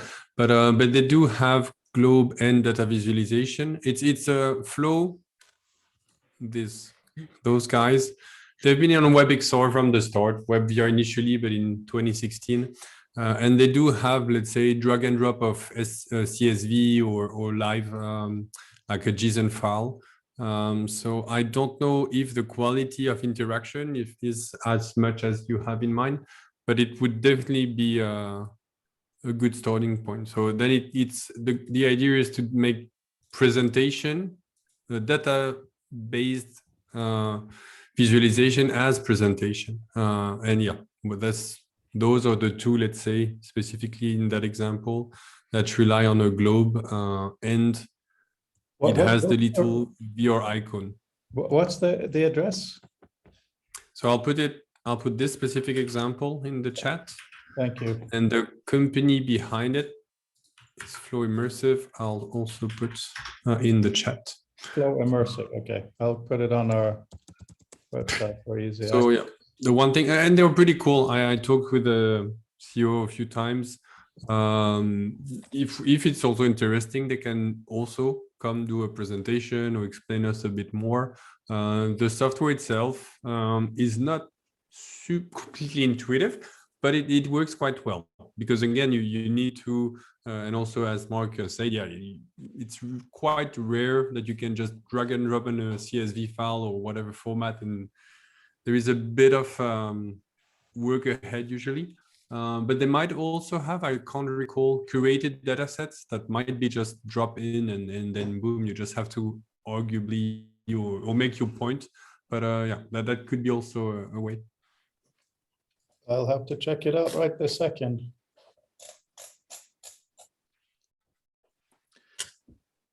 Might not have, again, all the rich interactions you have in mind, but yeah, in terms of it, let's see, at least going from data set to globe to think which of those interactions are missing to actually help either convey a point. Yeah, it could be good. I thought your point was interesting about the drag and drop. I recall back when CartoDB, as I now remember the name of the company, was sort of going from being a small graphic design agency into Madrid into a large company based in the US and, you know, doing GeoVis stuff. And there was an interesting talk given by one of the guys, you know, I think was one of the senior people in CartoDB, and he was talking to the FOSS, you know, Free and Open Source conference, and he was saying that it's you know, what most people in this room forget is that everything we know is actually very hard, and we're the only people who understand how to do it. Most people just want to take their spreadsheet and drop it onto a map, which is in effect what CartoDB, I think, it did quite well over a series of years, and I'm sure there are other people in that space now, and indeed it's gone from a sort of early stage open thing to something I think you now pay for to use. But in that period, I remember working with it, and it quickly threw up things like you need geolocation, which is normally not a free resource, because I think at the time it's computationally quite expensive if you just want to throw a whole lot of, you know, partially completed addresses at it. And I suspect in the as it were, the 3D sense of that, there will be further unseens. And that's not, I don't say that because I feel particularly negative about it. I just think it's one of these things of basically surfacing the gaps and working out what's something that just needs resourcing and isn't resourced because no one's asking for it, and what actually are corners where there's probably actually some work to be done to actually sort of bridge the gap between theoretically what can be done and what an ordinary person can drag and drop stuff from one place to the other and get a result that is usably, are more than just pretty, but actually is informative. But again, I'm not big. My view on this is not negative at all. I think actually the flow thing I think is really interesting, and it's nice to hear people talking about drag and drop data sets, because to do that actually has actually got quite a hidden high bar to it in terms of good quality data. By the way, do you guys also have problems with the Guardian being lost basically every time you go out of the headset? Yes. Really annoying. It's especially annoying for demo, because again, people come and when it works, it's just like boom, boom, boom. And when it doesn't, again, they think it's their fault and whatnot. And so it pisses me to no end. And with different different versions also of the OS, I don't know what's happening. I think they might have some regressions based on, let's say, detecting what's the name, blocking object within the space, maybe, that created some older errors. But it's really not good for demos. A tiny snippet, just a passing interest, because I know it's an app rather than an open thing, but I was interested that Noda, I think when they do their next release, which is, I always find confusing, because in this world of auto update things, you can never find really, nothing ever tells you when things are updated. So significant things just appear, and they probably appear undocumented. And then unless you're in the flow, you don't know. By the by, but anyway, they're apparently going to allow you to have multiple browser windows open. I know that sounds like really small beer, but actually, if you've just got one Oculus browser window, and people are saying that's all very well, but if I want to do something, you normally want to look at one thing and something else in order to do what I want to do. But I can see it, for what the company's doing. It's all early stage, and just getting blobs to appear in the right part of space is effort in itself. But anyway, that seems interesting, and they were talking about possibly allowing people to bring in GLTF files, because somebody was asking about effectively having their own custom objects in there. Though I wasn't surprised. Somebody else noting said, well, isn't that an awful lot of sort of polygon data just so I can have a dimpled golf ball instead of a round sphere? So it's another case where I wonder if someone's over engineering the answer at this stage. But I'll keep you posted. I'm just watching as it goes along. That was visually very frustrating, that flow one. It was on one level really, really good, on another level awful. And I would say to them, because it's kind of a compliment too, the reason I think it was awful is the globe was generally really far away and tiny, but the actual rendering quality was very, very good. And there was no interactivity other than clicking a next button and then pointing at things. You couldn't move the globe or anything like that. So it was frustratingly interesting, but obviously very, very useful to see what is a state of the art, or at least a real thing at this point. Two quick notes on your comments. They focus on the presentation aspect. So meaning that maybe the person who designed this specific presentation limited the kind of interactions with the globe because they wanted, to go from this point to the next.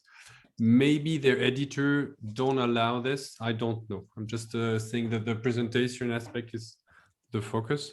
And for the quality of the visualization, from what I recall, where they put a lot of efforts were in being able to show, I don't know. So I'll just say thousands of data points, not just like 5, but maybe even millions. Again, random number, but just to give an order of magnitude, that a lot of the work was not necessarily in the perfectly shaped globe as the number of points on it. The editor might allow some, let's say, Quest 2 versus Quest 1, so that you have a tiny bit more polygon on the globe or in general in the scene. I don't know. Again, it's I don't want to argue either one way or another that's just one example. The scale thing is also a feature that people will, lean on because the fill rate, the number of pixels that are filled with a given thing, is a significant feature. So of its performance. So if you if you keep stuff small, then you can do more expensive stuff with it that would actually break the bank if you came in closer. So I don't know if you've seen my book that you can open up and turn the pages on. It looks gorgeous, but does not work in VR when you're up at sort of viewing distance, unfortunately, because it's just the composition of the shaders is just too expensive. And that's, you know, like I just parked it then because I was like, well, that's what I want to use it. So I basically have to wait until it's packed. When you say expensive, do you mean computationally expensive or Yes, monetary? yeah. Yeah. Okay. Yeah, so a computer graphics system has the idea of shaders, and different pixels are filled with different shaders. And when you have nicer looking pixels, you know, things that are shaded with shininess and metalness and roughness and all of those different maps, the number of computations required to determine what each given pixel looks like is much more onerous. So those objects can look really great from a distance, but you either need to simplify that significantly to bring it up closer, or pay the price, and that price is frame rate. No, I can see that. I mean, it's rather an echo of like the early days of the web, where people who haven't met web graphics would upload a poster that would print on the side of a bus as a small JPEG on screen, and you wonder why it was taking 3 hours to load a small picture. But by the way, that link that I just gave, the one that's really long, please have a look. I'm giving you a second one too. This with nothing else. It's NASA stuff, and it's Earth data. To be able to view this wrapped on a globe, because it's near real time, would be wow.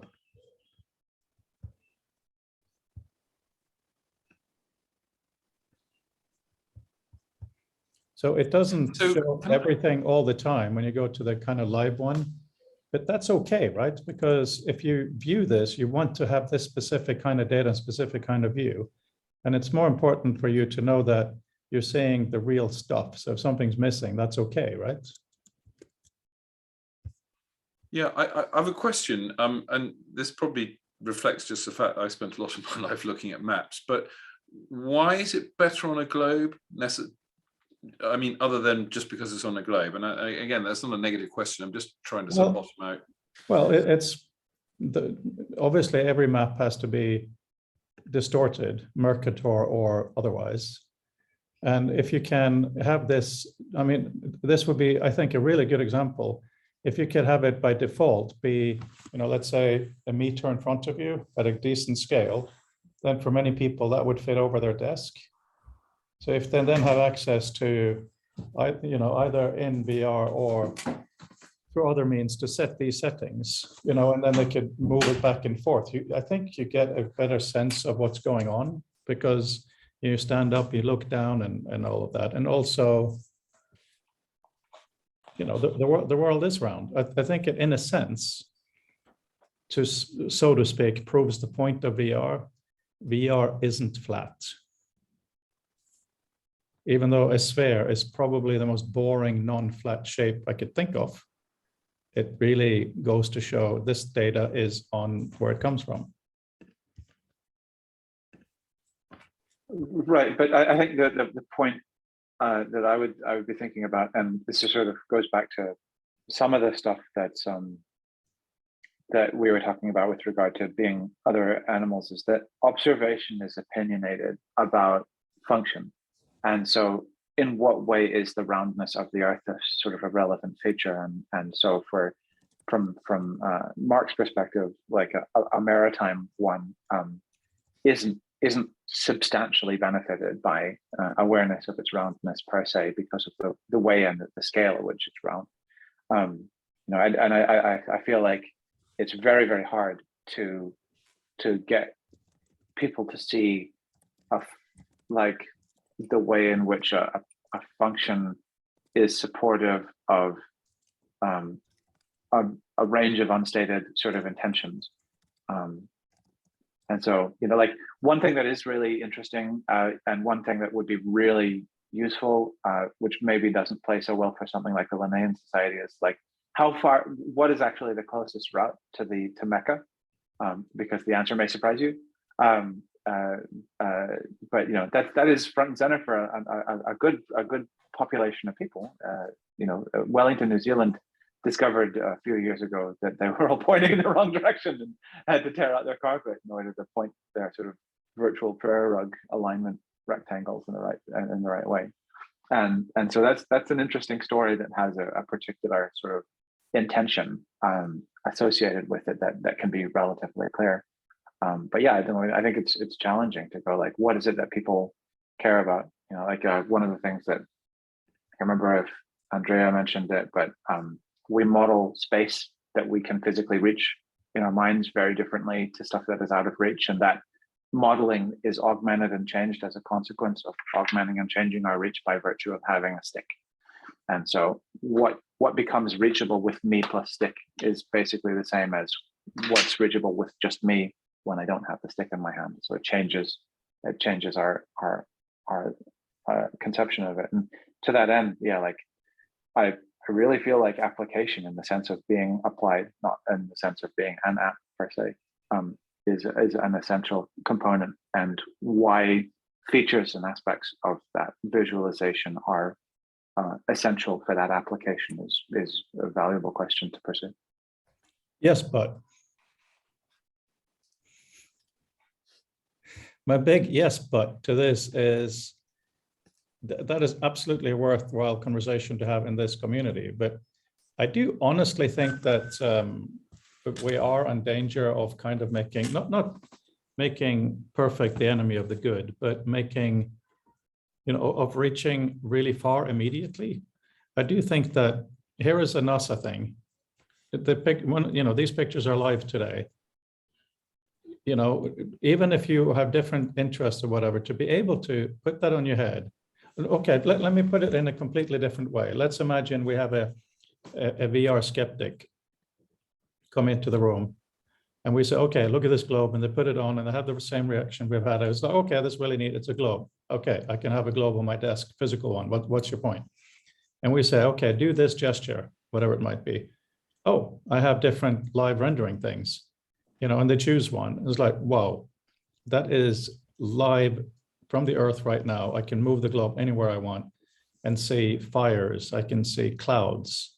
I can see deforestation. I can see all these things that NASA have provided. And just the NASA name, of course, it has a political bent like every organization has, but at least we all have an idea of what it might mean.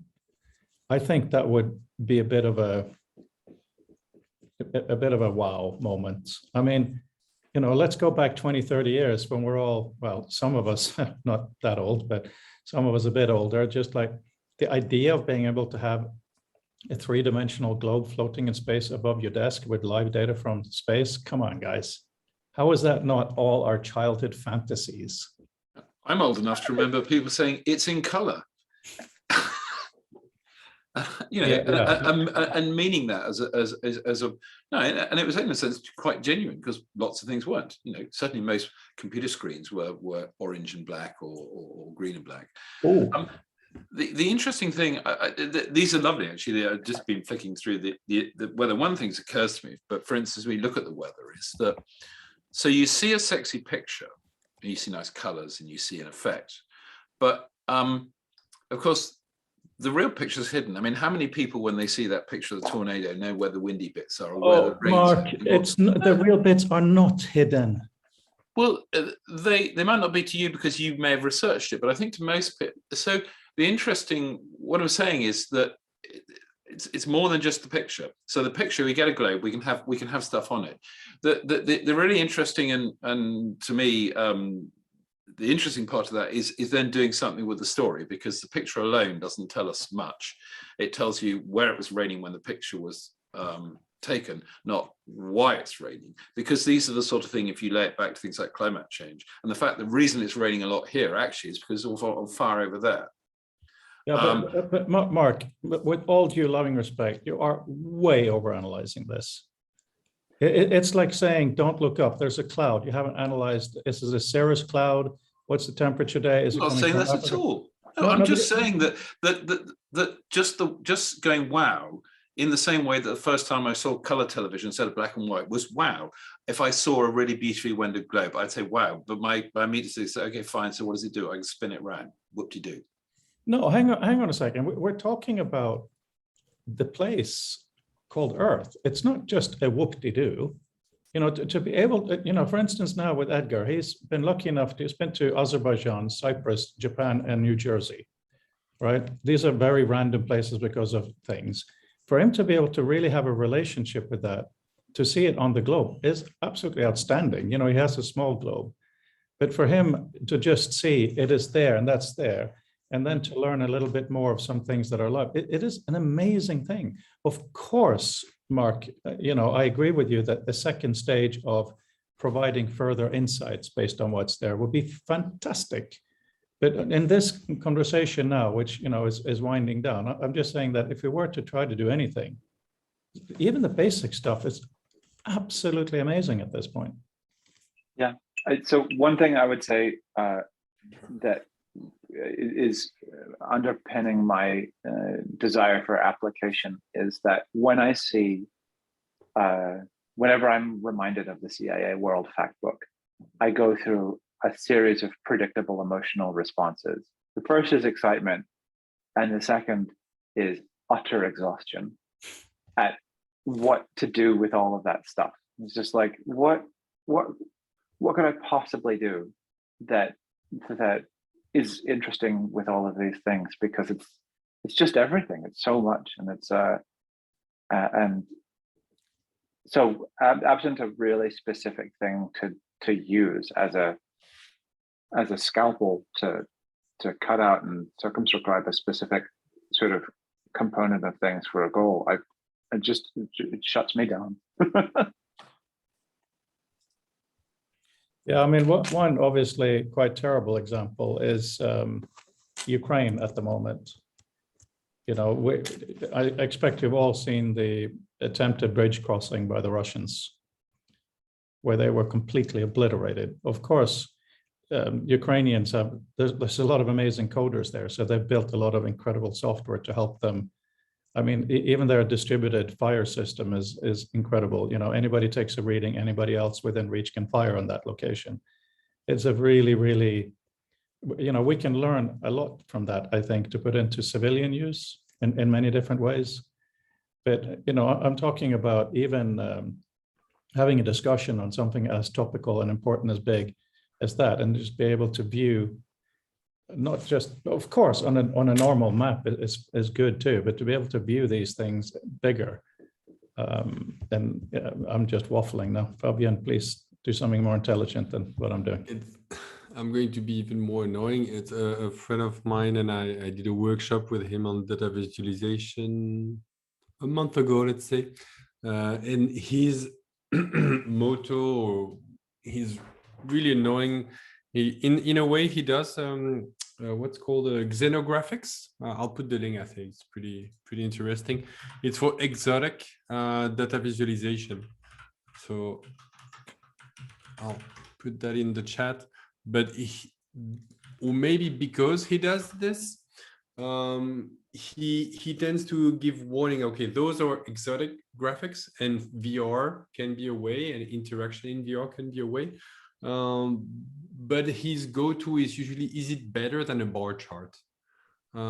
Because that's in the end, like, again, if the goal is to make a decision after, like, should I don't know, get solar panel instead of getting a Tesla, for example, or should I walk instead of taking the subway, whatever, these kind of like decisions, or should I buy this device or invest in that? And yeah, that, I think it is annoying, but I think it's actually quite useful. It's and it depends again entirely on the goal. If the goal is to demonstrate that VR can create or can facilitate the feeling of belonging together as one species and having to act in a way that minimize, I forgot the term, but let's say messing up our environment, then maybe it is interesting. But it's more like an emotional response. Maybe then a video would be more adapted, but it's like, what is the sweet spot that experience is going to truly support? And I think, yeah, it's an annoying question. Is it better than a bar chart? But I think it's justified.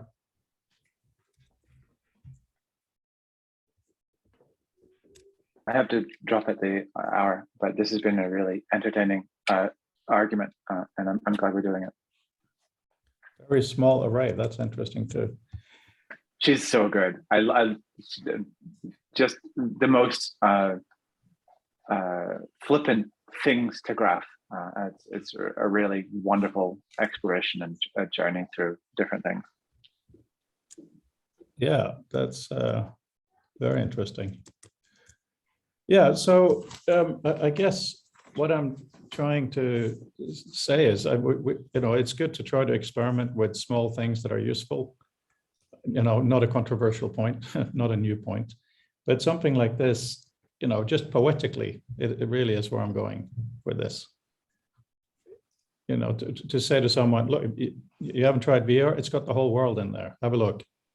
Of course, they will want to do lots of stuff where it's like, no, that's not possible yet, but that's the future.